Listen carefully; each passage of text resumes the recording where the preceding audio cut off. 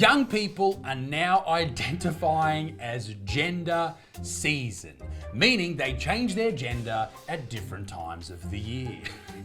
In quotes, I feel more masculine in the summer. You know, recently I was watching Oppenheimer for the very first time. I committed 3 hours to watching that. And I saw how close we were to really ending the world. But maybe they were wrong.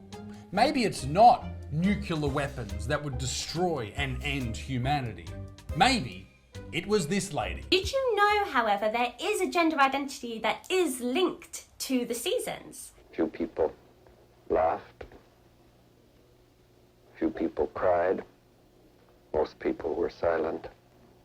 Now I am become death, the destroyer of worlds. Terrifying stuff. But first, in a new series that I like to call... Won't somebody please think of the children? This from The Publica, a fine website. Convenience store accused of discriminating against minority job seekers by refusing to consider applicants with criminal records. So let me get this straight. There's a business out there that doesn't want people with criminal records working for them, and for some reason, that is an attack against brown and black people. Okay. A popular US convenience store chain has been hit with a civil rights lawsuit accusing it of discriminating against minority job seekers because it requires applicants to have no criminal record. Now, I'm no expert on human or civil rights. I should be, because I was taken to the Human Rights Commission here in Australia over a joke. Yes, that's still a thing.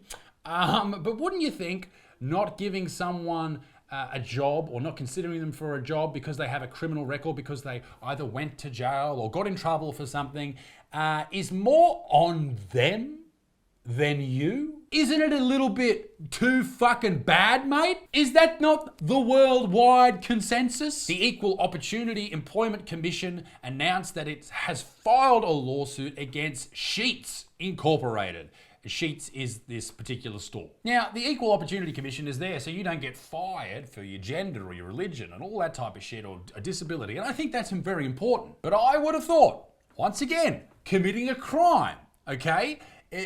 You miss out on certain things when you do that. You lose certain freedoms. It's a decision that you may regret, but you still did it, dickhead. And what precedence does this set? What if someone commits a crime against a child? And they go to the Equal Opportunity Commission and say, hey, no one's hiring me to work at this preschool. I really want to be a cleaner. No one cleans the boys' toilets more thoroughly than me. If this lawsuit gets up, then wouldn't you have to consider hiring that person? According to the lawsuit, Sheetz has maintained a long-standing practice of screening all job applicants for records of criminal conviction and then denying them employment based on those records. And fair enough, it's a free country, right? You should be able to deny someone based on your own decision because it's your fucking business. As a result, the Equal Opportunity Commission is accusing Sheetz of disproportionately screening out Black, Native American, Alaskan Native, and multiracial applicants. Wow, the Equal Opportunity Gestapo is really accusing them of being very racist. And are they being a little racist too, suggesting that the only people that have criminal convictions are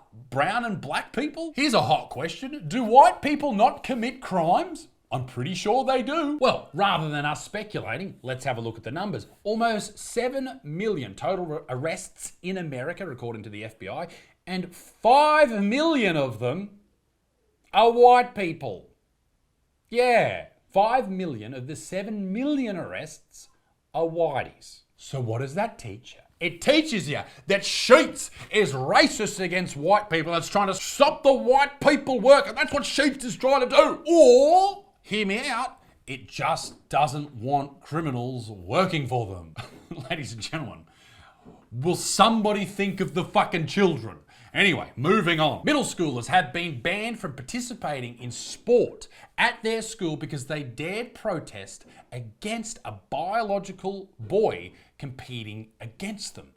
They've been banned. 5 West Virginia middle schoolers who protested a transgender athlete's participation in a track and field competition have been barred from future meets. The story goes like this. Some 13-year-old girls didn't like that someone who was a biological boy, right, and they've probably gone through school with them together, didn't like that they were competing against them in the girls' division of the shot put. And this is a big story. This is in the New York Post, who named the 13-year-old trans child, which I thought was fucking weird. I don't know why they did that. Anyway, The young girls didn't see this as fair. They saw this as a boy competing against the girls. And we all know that boys are stronger than girls. And in a competition such as shot put, you would think that it wouldn't be very fair. To play devil's advocate on this, and I think it only really matters for younger kids as they start to go through puberty, girls could go through puberty quicker, so they would be actually stronger than the boys. If you look at the records, the girls' record of shot put is actually longer than the boys because the boys haven't really developed yet. But over the next couple of years, it's going to become very unfair. And even without much testosterone flowing through that boy's body, it just is never going to be fair. Their body is built different, and that is the facts of the situation. You can't argue against that. You cannot. Now, there's been a lawsuit filed on behalf of the students who have been stood down, and rightfully so. This is pretty fucking gross that they would do this to young girls who are just trying to compete in sport. Because shouldn't we be protecting kids and allowing them to enjoy sport? Now, I know shot put isn't a contact sport, but wouldn't this young biological boy, now trans girl, wouldn't they be competing in other sports with these girls as well? What if they play lacrosse? What if they play football? What if they play any of those sports that happen to be contact sports? Wouldn't that be then dangerous? I think so. And I know it is nice to do this for this trans person, but unfortunately, 0.1% of the population's delicate sensibilities does not outweigh 99% of the population. The greater good. Let me know what you think down below. And I know it's hard when we're talking about kids, but you've got kids on both sides.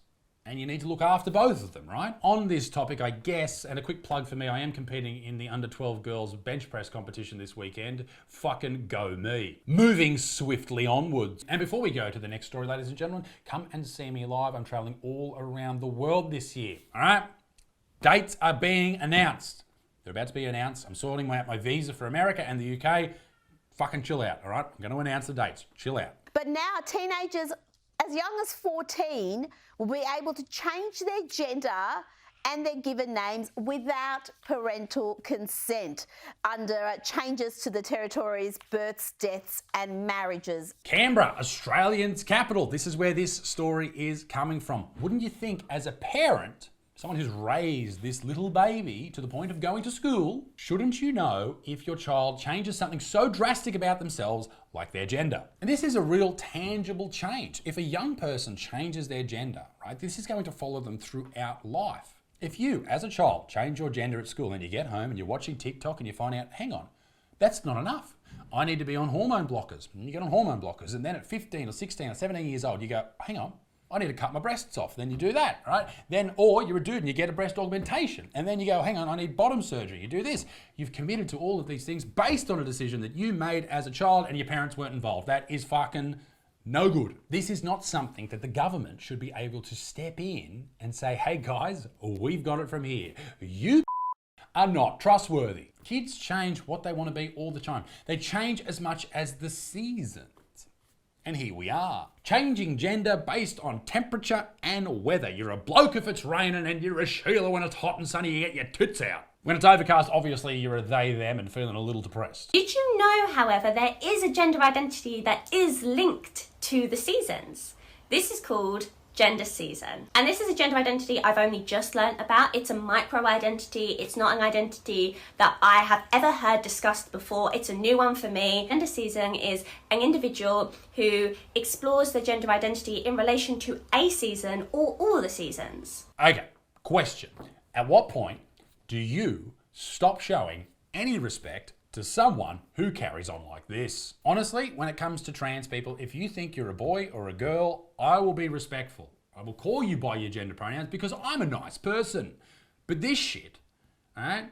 This shit, fuck off. You are not a man in the morning and a woman in the afternoon, or a man in summer and a woman in the winter. And you're not a they, them in autumn, alright? You're not. You are fucking not.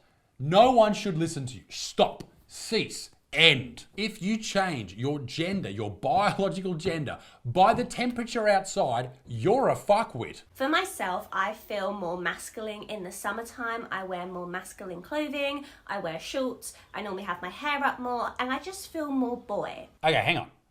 Let me get this straight. So gender is actually decided, finally we can work this out, it's decided by the clothes you wear, not what you feel, not what you were assigned at birth, none of that. It's what clothes you're wearing. If you wear a suit, you're a man, and if you wear a dress, you're a woman. That's it. End of story. But isn't it all just made up? Gender roles, etc., etc.? I am confused. I am confused. Whereas in the wintertime, for some reason, girl mode comes out and I'm loving skirts and dresses and having my hair down. Which is beautiful, and I'm so happy for you, but why the fuck are you telling your 121 subscribers this shit?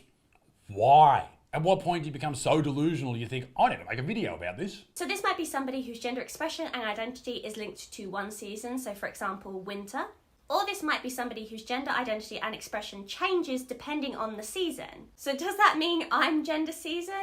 No. For me personally, I am just fluid with my gender identity and my expression. I'm never going to understand the concept of fluid gender or gender fluidity. I just won't. I refuse and I will not. Not just because I can't relate personally, but I can't be an adult with adult problems, with a baby, with a wife, with a family, with a house, with a mortgage, all that shit, and look at you and go, yeah, your problems matter. Shut fuck. Honestly, you can blame all of this shit, these ridiculous ideas and these crazy ideologies on TikTok, on Instagram, and the algorithms that run them. And depending on what you want to hear, you'll hear more of it and more of it and more of it, right? And you go down this far left pipeline. It's concerning because we now have a whole generation of completely lost young people. That's pretty fucked. And it will only continue to get worse. And I think it's probably too late to do anything about it. Let me know in the comment section down below, ladies and gentlemen. Come and see me live, buy my book. I appreciate your time and your efforts. Be a good motherfucker. Peace in the Middle East. Be extinct. Toodaloo au revoir. Bye-bye.